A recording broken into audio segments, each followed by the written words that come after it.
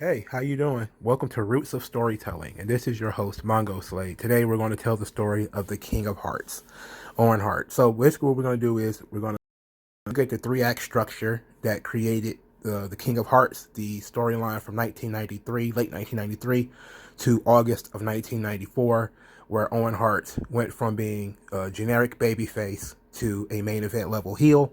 And we're going to talk about that in as far as the three-act structure goes, and then also through the David Mamet questions. David Mamet is a screenwriter who created this very famous memo that talked about drama and creating drama in television shows and in movies and stuff like that.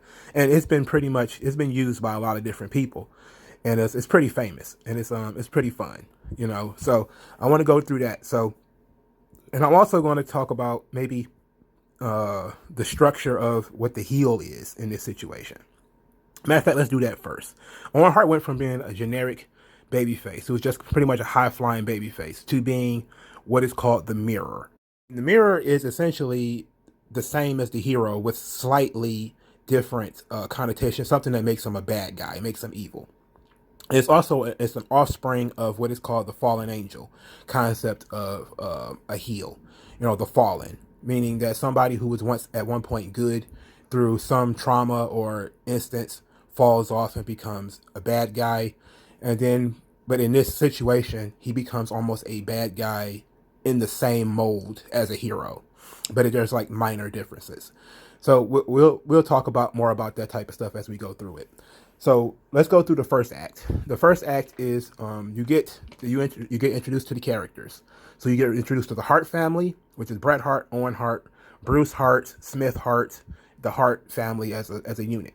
They're going to wrestle at Survivor Series 1993 against what was supposed to be Jerry the King Lawler and his Knights, but it ended up being Shawn Michaels. And the Hart family is represented by Bret and Owen and two other brothers of the Hart family. And Shawn is wrestling with knights that are under masks. It was real ridiculous. Anyway, Owen Hart is the only Hart that lost in the match, and he lost because Bret distracted him. Essentially, he hit the ropes. Bret got knocked down, and Bret then hit the guardrail pretty hard. And Owen turned around to see what happened to Bret, and Shawn rolled up Owen. So Owen was the only brother in this match that got pinned. So he was frustrated because Bret caused him to lose. So Owen begins to sort of turn right there. Is that he was embarrassed in front of everyone else. He was the only one to lose. And so he blames his loss on Bret. That, you know, it's Bret's fault that he got beat. And then from there, we start getting a more envious Owen Hart. He starts saying, I'm better than Bret. Or it would start small, right? He would say, well, you know, please don't refer to me as Bret's brother. You know, I'm Owen Hart. I'm the Rocket. I'm my own guy. I'm my own man. Over time, it builds up to, you know, I can beat Bret if I wanted to. If I was to get a chance to wrestle Bret, I would beat him. And Bret would say, absolutely not. We're not wrestling. I'm never going to wrestle Owen. That's never going to happen. You know, this is all in Act 1, right? At the end of Act 1, what we get is Owen Hart and Bret Hart having worked out their differences. They decided to go for the tag team championships at the Royal Rumble 1994. And in the match, Bret does not tag out Owen despite the fact that he injures his leg. In the match, Bret injures his leg. The Quebecers start to, who were the opponents at the time, they actually start to target the knee of Bret Hart. But Bret Hart tries to win the match on his own. He's gallantly fighting against these two guys, but Owen is on the apron saying, "Tag me in." Ultimately, the referee stops the match. Bret and Owen lose because Bret never tagged in Owen. The Quebecers retain the tag team titles. They go off screen. Owen then berates Bret, who is injured, and is telling him, like, what in the world are you doing? Why in the world would you just not tag me in? You know, like, why wouldn't you tag me in? And Bret's trying to explain it, yada, yada, yada. And then Owen kicks Bret in the leg. Right? So this is when he kicked his leg out of his leg, famously said. So this is when Owen fully turns, right? Owen has, you know, accepted that he's a heel now. He's fallen. There's no miscommunications. It's clearly delineated. Owen Hart is a heel. You kick your own injured brother in the leg. I mean, there can be, and if you want to hear what heat sounds like, you should probably go watch that clip of Owen kicking Brett in the leg. Now, this story is just as much about Brett as it is about Owen, right? Because Owen, being the mirror of Brett, he does a lot of the things that Brett does. So Royal Rumble 1994, Bret Hart still doesn't lose. He lost the tag team title match, but he co-wins the Royal Rumble. Lex Luger is the other winner. They did a silly thing there. After being kicked in the leg by Owen, Bret eventually accepts that the challenge that they're going to wrestle at WrestleMania 10. So this is where we kind of begin the second act. Now Owen is fully a heel. Bret is willing to fight Owen, but so we've gotten over the concept of Bret not wanting to fight Owen. We've gotten over that. So now we've set up this situation where Owen is going to wrestle Bret, and Bret also has to wrestle for the WWF title the same night because he did win the Royal Rumble. So earlier in the night, obviously, WrestleMania 10, Owen defeats Bret Hart via a roll-up. And clean, absolutely clean, Owen pins Bret. Then we see Bret defeat Yokozuna in the main event of the show to win the WWF title. So Bret suffers a sort of humiliating defeat and, celebrates a huge monumental victory in the same night. If you go back and watch the clips, you see Owen in the aisleway looking at Bret as he's been lifted upon people's shoulders and he's being presented as a hero, right? Owen is being presented as being very jealous, very envious of Bret. I beat Bret. Ergo, he's subscribing now to the transitive property concept that I beat Bret, therefore I should be WWE champion because I could have beaten Yokozuna, right? Even though that doesn't work in combat sports.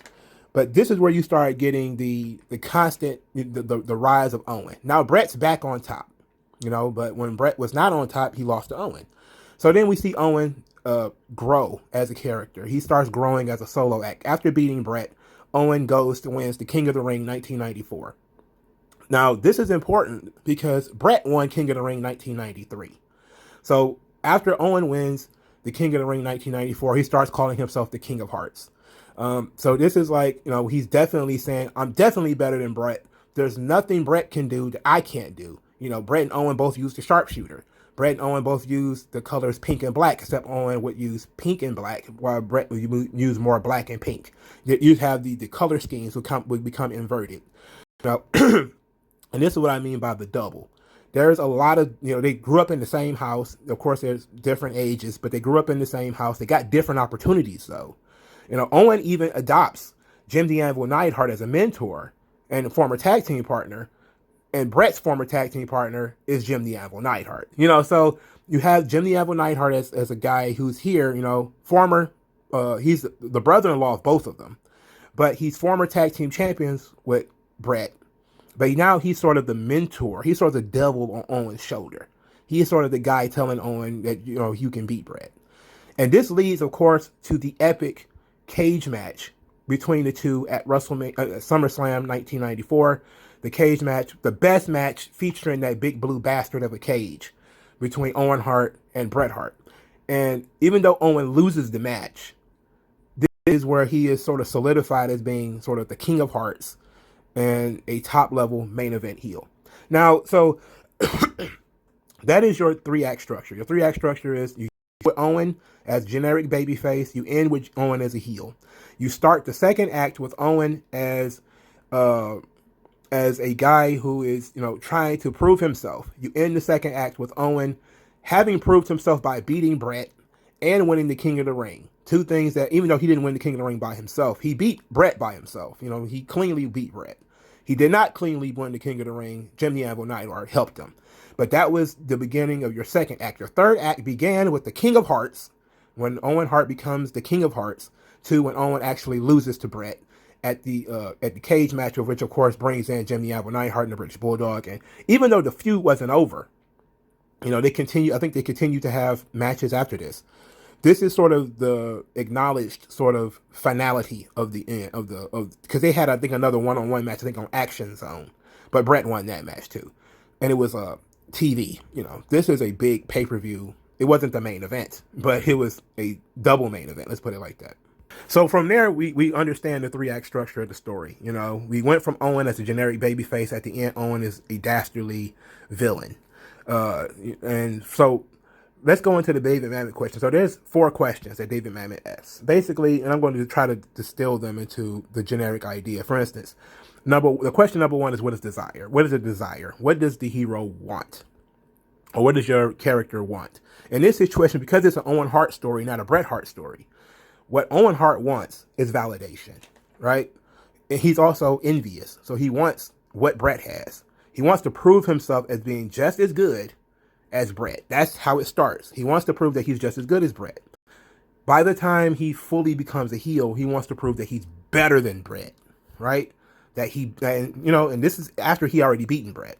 So now he's dealing with that. So what are the obstacles? This is the second question. What are the obstacles that prevents Owen from getting what he wants? And number 1 is Bret, right? Like Bret is in a position where he has done so much. You know, former Intercontinental Champion, won the Royal Rumble, WWF Champion, won the King of the Ring. He's got all these accolades, and Owen had never won a title, period. You know, he had never won anything. So he's in a situation where he's comparing himself to Bret, you know, because that's a natural thing. If he's saying he's better than Bret, you look at Bret's resume, you look at Owen's resume. And Bret himself is still there. So, you know, you have Bret as a physical force, but Bret also as a sort of psychological force upon Owen, where he's comparing himself to Bret, where Bret's not comparing himself to Owen. Bret's trying to be the best he can be, or being better than everyone else, which kind of includes Owen. But Owen is not really concerned about everyone else. He's concerned about being better than Bret, right? Now, being better than everyone else is just sort of a byproduct of being better than Bret. So, so the obstacles for Owen is Bret physically, you know, having to beat Bret Hart physically. Also, the psychological pressure of what that Bret brings in terms of the resume. But then you also have fan perception and perception of the office, perception of the audience, right? And what I mean by this is one of the first things Owens does in an attempt to, when he's beginning his heel turn, is that he says he doesn't want to be referred to as Bret's brother. He wants to delineate himself from Bret. You know, even though it's a fact that he's Bret's brother, he knows that he wants to be seen as being his own entity. He wants to be seen as being himself.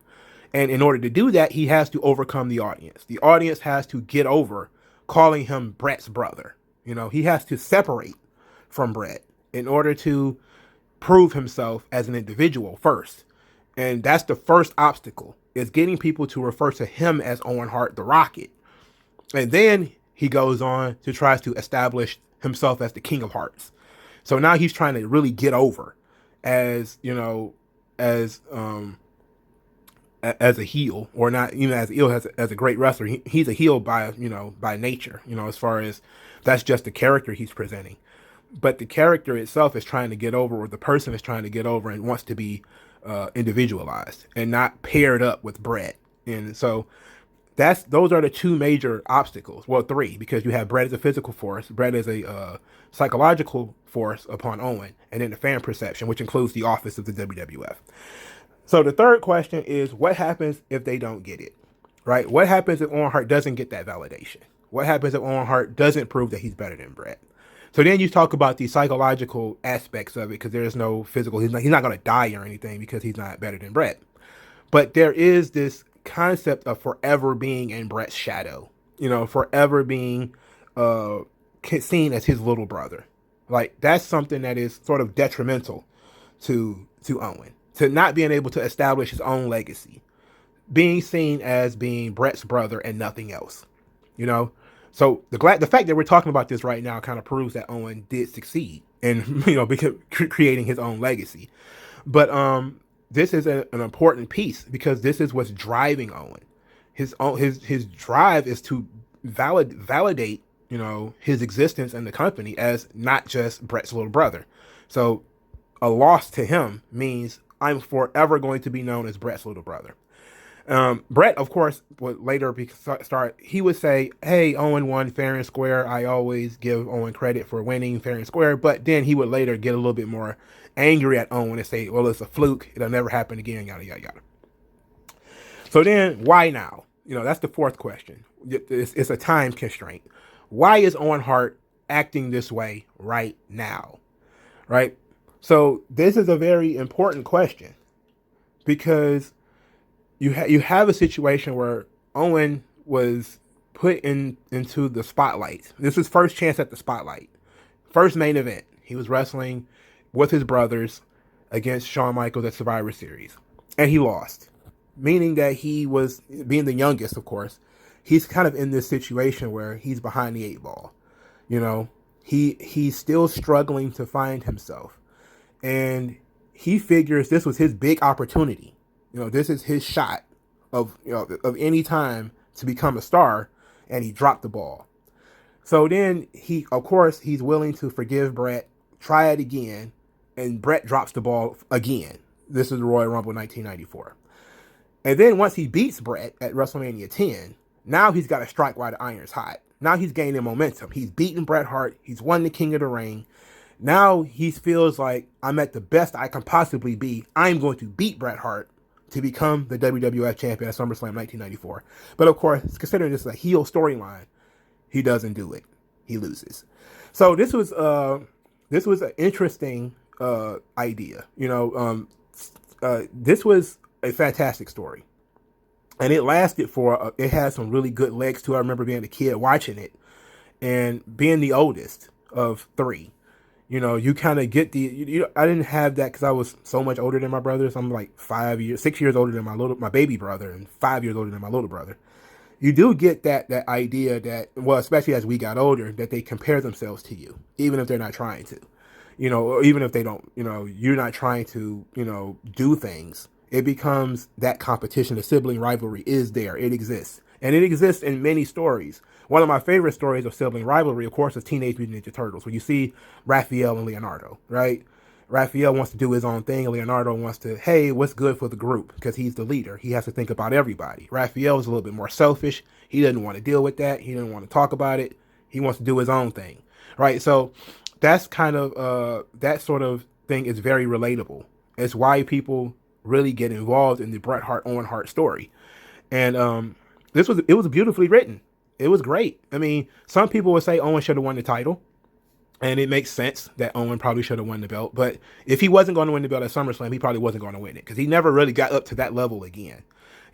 So, but it was a well-crafted story. Got to give the McMahons credit for that, and probably Pat Patterson probably has something to do with that too. So it was excellent. And this was Roots of Storytelling, the King of Hearts. So thank you guys for listening. If you want to support the channel, use the hashtag 3count commentaries to support the channel. If you want to send me cash, please do. In the comment section below will be the Cash App. Thank you guys for your time, and I'll talk to you guys later. Peace out.